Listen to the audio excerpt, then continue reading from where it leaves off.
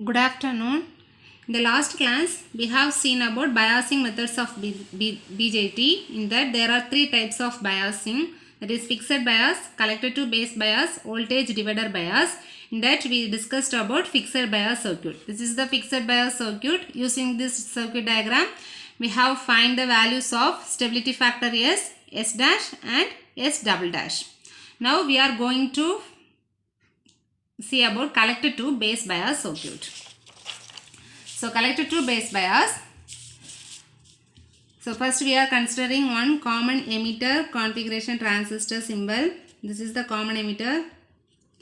So in that we are using one collector resistance. This is the collector terminal. This one is emitter terminal. This one is base terminal.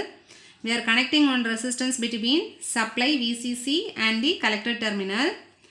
And this is the input terminal. Base is the input terminal Vi. Collector is the output terminal V0. So here the name is collector to base bias. Collector to base means this is the collector terminal, this is the base terminal. Here we are going to connect one bias circuit. Bias means that is the resistance that is connected between collector and the base. கலெக்டருக்கும் பேஸுக்கும் இடையில ஒரு resistance connect பண்ணுறோம். அந்த resistance வந்து base resistance RB. அதனால தான் இந்த சர்க்யூட்டோட பேர் collector to base bias. This is the biasing resistance. So இந்த ஃபிக்ஸட் பயாஸ் சர்க்யூட் பார்த்தீங்கன்னா தெரியும், சேம் பேஸ் ரெசிஸ்டன்ஸ் கனெக்ட் பண்ணியிருப்போம். பட் அந்த பேஸ் ரெசிஸ்டன்ஸ் எதுக்கு கூட கனெக்ட் ஆகிருக்கும்னா சப்ளை கூட கனெக்ட் ஆகிருக்கும். இங்கே பார்த்தீங்கன்னா இந்த இடத்துல கனெக்ட் ஆகலை, இங்கே கனெக்ட் ஆகிருக்கு. ஃபிக்ஸட் பயாஸுக்கு கலெக்டர் டு பேஸ் பயாஸ்க்கு இந்த இடத்துல கனெக்ட் ஆகும். இப்போ நம்ம என்ன பண்ண போகிறோம்னா இதோட ரெப்ரசன்டேஷன் எல்லாமே கொடுக்க போகிறோம். ஃபஸ்ட்டு இது வந்து ஆர்சி ரெசிஸ்டன்ஸ்.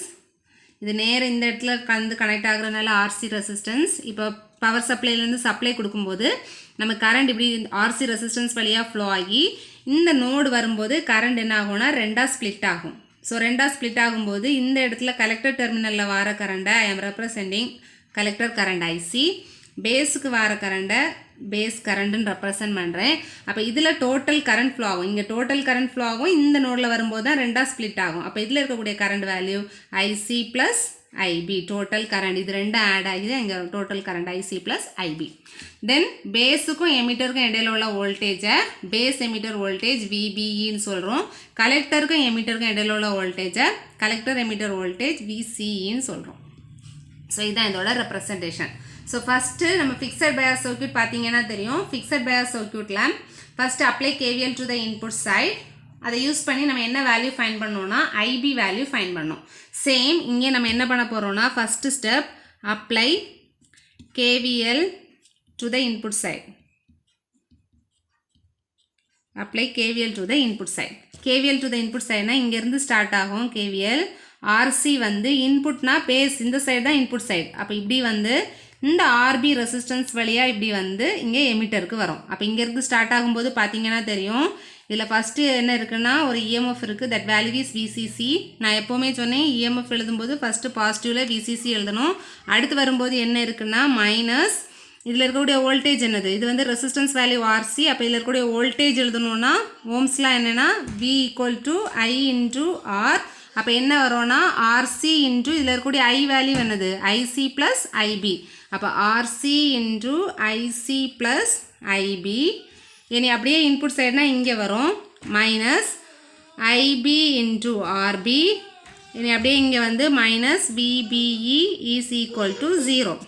இதில் பார்த்தீங்கன்னா ஐசி, இதில் வந்து ஐபி டேம் இங்கே இருக்குது, ஆர் ரெண்டு டேம் இருக்குது. இதை உள்ள மல்டிப்ளை பண்ணி எழுதுகிறேன். அப்போ என்ன வரும்னா VCC minus RC IC minus RC IB minus IB RB minus VBE is equal to 0. So here two terms IB terms ரெண்டு டேர்ம் இருக்குது. This is IB IB. So இதுலேருந்து மைனஸ் ஐபியை காமனாக வெளில எடுக்க போகிறேன். அப்போ இதில் வரும்போது விசிசி மைனஸ் ஐசி ஆர்சி. இதுலேருந்து மைனஸ் ஐபியை காமனாக வெளில எடுக்கிறேன். மைனஸ் ஐபியை காமனாக வெளில எடுத்தால் இங்கே ப்ளஸ் ஆர்சி இருக்கும், இந்த டேர்மில் ப்ளஸ் ஆர்பி இருக்கும். Minus VBE is equal to 0. நம்ம ஃபைன் பண்ண வேண்டிய வேல்யூ ஐபி. அப்போ இந்த மைனஸ் ஐபி டேர்மை அப்படியே ஈக்குவல் டு அங்கே எடுத்துகிட்டு போகிறேன். அப்போ ப்ளஸ் ஆகும். Remaining term VCC minus ICRC minus VBE that is equal to IB into RC plus RB. So இதில் இந்த IB கால்குலேட் பண்ணனா இது இங்கே வரும்போது மல்டிப்ளிகேஷனில் இருக்கிறது இங்கே வரும்போது டிவிஷன் ஆகும். அப்போ IB is equal to VCC minus ICRC minus VBE divided by RC plus RB. Take this is equation number 1. So first step fixed bias liye நம்ம இத தான் பண்ணோம்.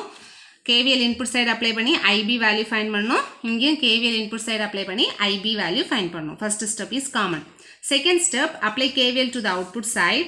Apply KVL to output side.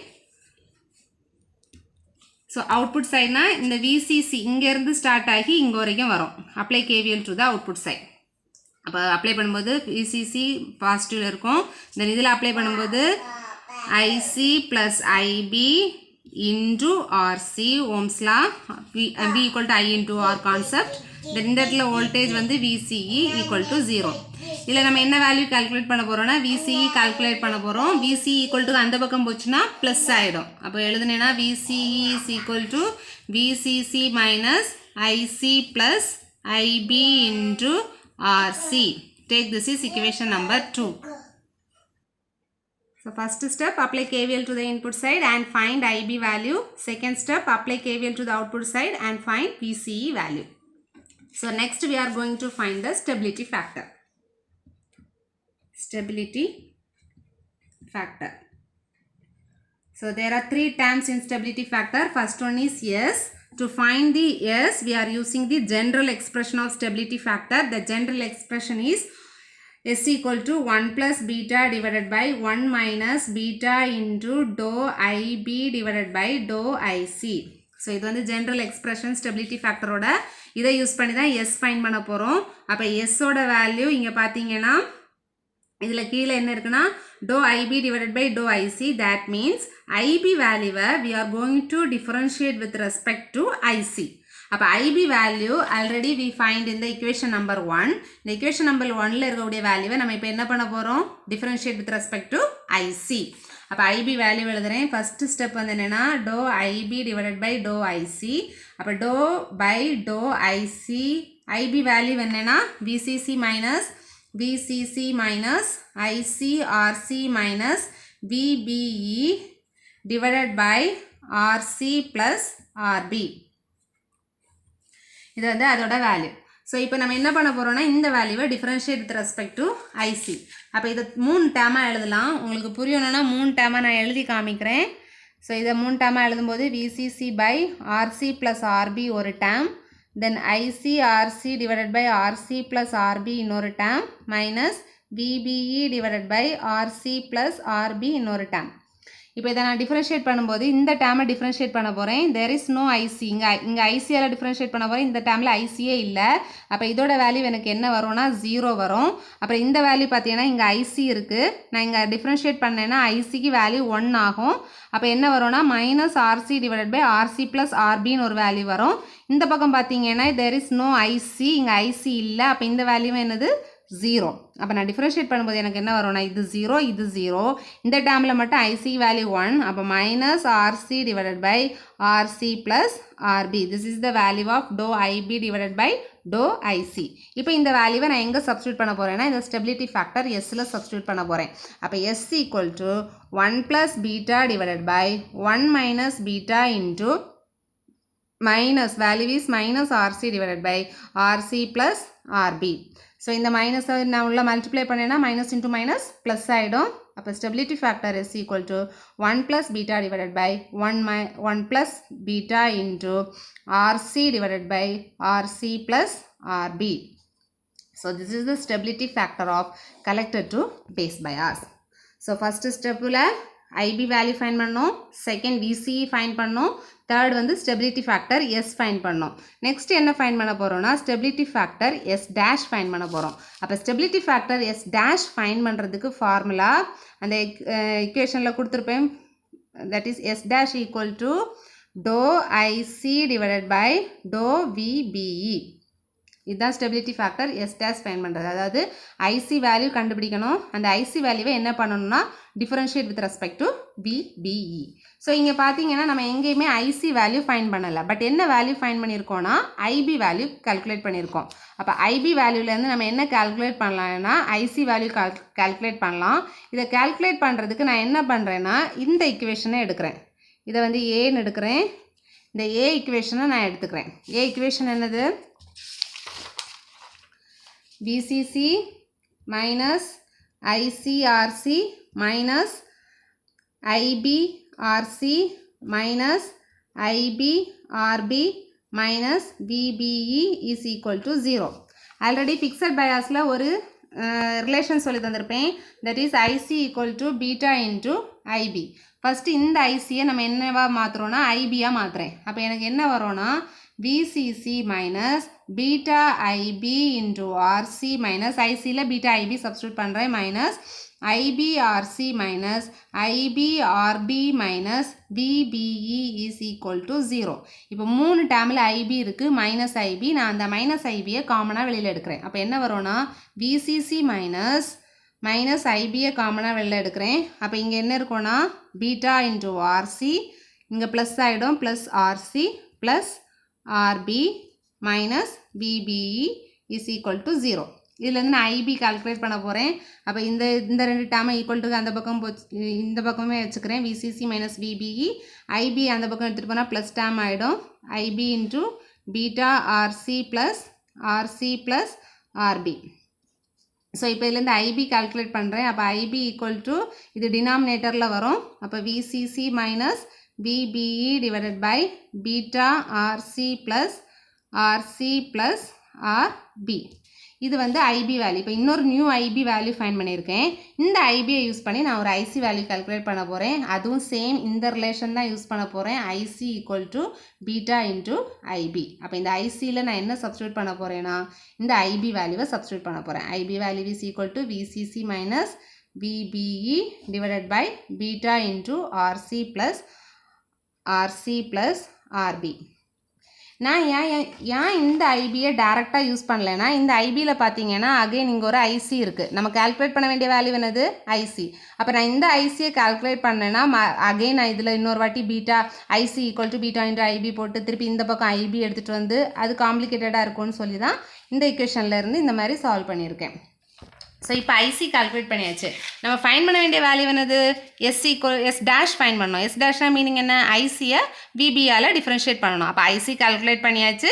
இப்போ இந்த ஐசியை நான் இப்போ என்ன பண்ண போகிறேன்னா எஸ் டேஷுக்கு வேண்டி டோ ஐசி டிவைடட் பை டோ விபிஇ. அப்போ கால்குலேட் பண்ணும்போது டோ டிவைடட் பை டோ விபிஇ ஐசி வேல்யூ இதில் 2 டேர்ம் இருக்குது. பீட்டா விசிசி ஒரு டேர்ம் மைனஸ் பீட்டா விபிஇ ஒரு டேர்ம். நான் ரெண்டையும் தனித்தனியாக எழுதுகிறேன். beta VCC divided by beta RC plus RB ஒரு term minus beta VBE divided by beta RC plus RB இன்னொரு term. ஸோ இப்போ இது ரெண்டையும் differentiate with respect to VBE. இந்த ஃபஸ்ட்டு டேர்ம் பாருங்கள். இந்த ஃபஸ்ட்டு டேர்மில் எங்கேயுமே VBE இல்லை. அப்போ இதை டிஃப்ரென்ஷியேட் பண்ணால் இது கான்ஸ்டன்ட் டேர்ம். இதோட வேல்யூ என்னது 0. இந்த டேர்மில் VBE இருக்குது. VBக்கு வேல்யூ 1 வரும். அப்போ 1 வரும்போது ரிமைனிங் டேர்ம் என்னது minus beta divided by beta RC plus RB. So இதுதான் வந்து எஸ் டேஷ். அப்போ S dash equal to minus beta divided by beta RC plus RB. Next நம்ம என்ன கால்குலேட் பண்ணணும்னா S double dash.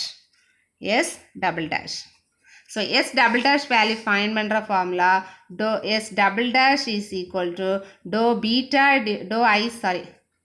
IC divided by dou beta. நம்ம இப்போ என்ன பண்ண போகிறோம்னா ஐசியை பீட்டாவால் டிஃப்ரென்ஷியேட் பண்ண போகிறோம். ஐசி வேல்யூ வினா இருக்குது. இதை வேணா இக்குவேஷன் நம்பர் 3ன்னு எடுத்துக்கிறேன். இக்குவேஷன் நம்பர் 3ல் ஐசி வேல்யூ இருக்குது. இந்த ஐசி வேல்யூவை differentiate with respect to beta பண்ணேன்னா I will get the S double dash value.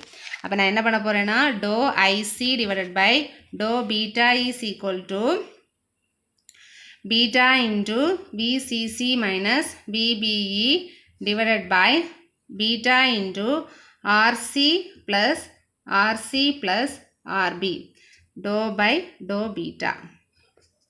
இப்போ பார்த்தீங்கன்னா பீட்டாவால் டிஃப்ரென்ஷியேட் பண்ண போகிறேன். பீட்டா மேலேயும் இருக்குது கீழேயும் இருக்குது. அப்போ நம்ம என்ன ஃபார்முலா யூஸ் பண்ண போகிறோம்னா U/V ஃபார்முலா. U/V ஃபார்முலா எல்லாருக்கும் தெரியும். That is V into du minus U into dV divided by V square. இது எல்லாருமே மேக்ஸில் படிச்சிருப்பீங்க. Vனா denominator term, U numerator term, V denominator term. V into du இதை டிஃப்ரென்ஷியேட் பண்ணி எழுதணும், மைனஸ் இந்த வேல்யூ அப்படியே எழுதிட்டு இந்த டிஃப்ரென்ஷியேட் பண்ணி எழுதணும், டிவைடட் பை V ஸ்கொயர். இப்போ நான் எழுதுகிறேன். ஸோ ஃபஸ்ட்டு V வேல்யூ எழுதுகிறேன். V வேல்யூ அப்படியே எழுதுகிறேன். Beta RC plus RC plus RB, அதாவது V இன்ட்டு டியூனா இதை நியூமரேட்டரை மட்டும் டிஃப்ரென்ஷியேட் பண்ணணும்.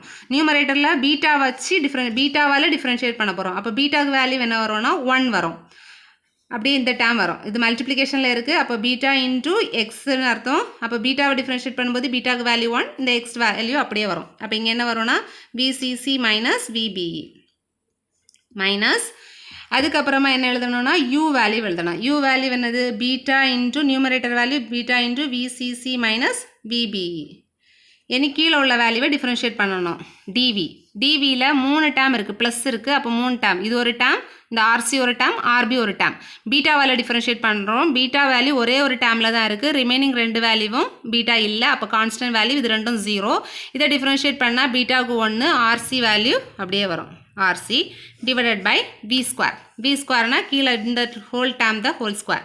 அப்போ beta into RC plus RC plus RB the whole square.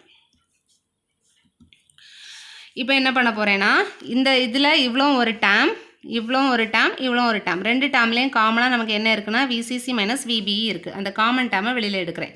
VCC minus VBE common டேமை வெளியில் எடுத்தேன்னா மீதி எனக்கு என்ன இருக்குது இந்த டேமில்? Beta RC plus RC plus RB minus இங்கே VCC மைனஸ் VBE காமனாக வெளியில் எடுத்துட்டேன். அப்போ என்ன இருக்குது? Beta into RC minus beta into RC.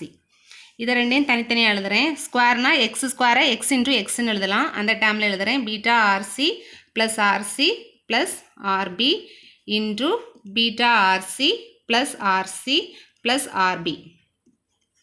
So இங்கே பார்த்தீங்கன்னா இந்த டேமில் beta into RC minus beta into RC இது ரெண்டும் என்ன ஆகிடும்னா கேன்சல் ஆகிடும். அப்போ மேலே என்ன வரும்னா VCC minus VBE divided pi into RC plus RB divided by beta RC plus RC plus RB into beta RC plus RC plus RB.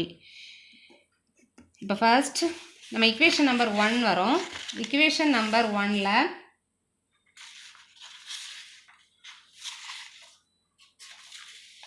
equation number 1ல sorry equation number 2